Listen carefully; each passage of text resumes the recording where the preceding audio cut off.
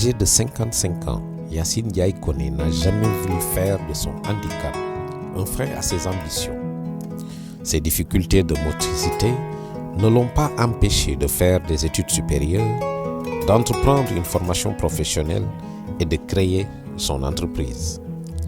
Yacine est la présidente des femmes du département de Dakar de l'Association nationale des handicapés moteurs du Sénégal, ANHMS.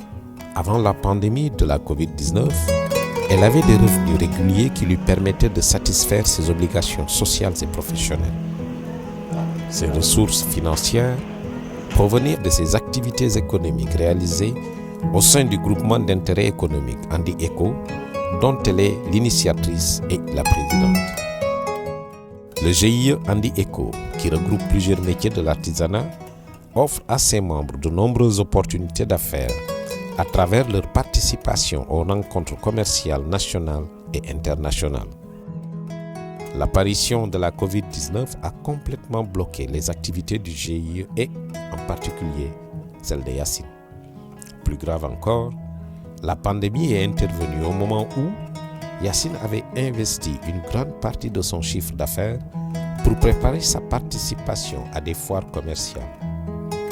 Toutes ces rencontres, hélas, ont été malheureusement suspendues et reportées en 2021. Dans les premiers temps de la pandémie, en tant que femme leader, Yacine s'est d'abord engagée à se battre pour que les plus vulnérables des femmes de l'Association nationale des handicapés moteurs du Sénégal, dont elle assure la présidence au niveau du département de Dakar, bénéficient de l'aide d'urgence accordée par le gouvernement du Sénégal et que leur carte d'invalidité soit reconnue dans les fichiers.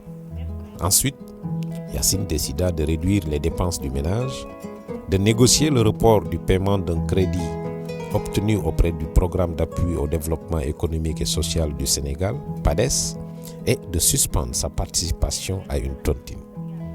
Yacine a toutefois décidé de maintenir sa cotisation au Fonds de solidarité, estimant qu'il permet de soutenir des personnes beaucoup plus touchées par la crise qu'elle-même. Yacine ne s'arrête pas là.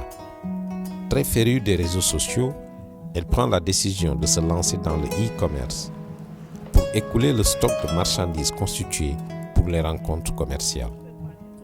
Une idée appelant une autre, Yacine conçoit avec les membres de son GIE un projet de création d'un centre de formation au métier de l'artisanat destiné aux jeunes déscolarisés.